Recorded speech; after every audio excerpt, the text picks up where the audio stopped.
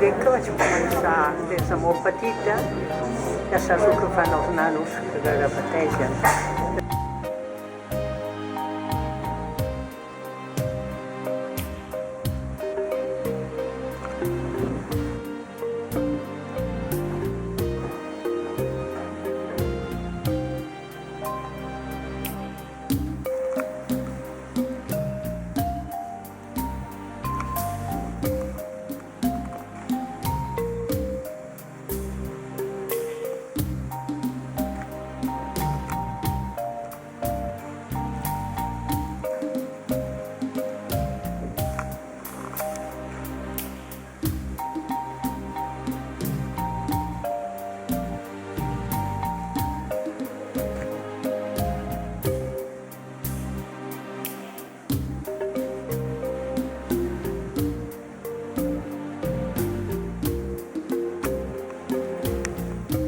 Després ja hi posava color i no era bona en matemàtiques, no era bona en assignatura i sempre la meva intenció era agafar un paper i llapisos i fer pintura.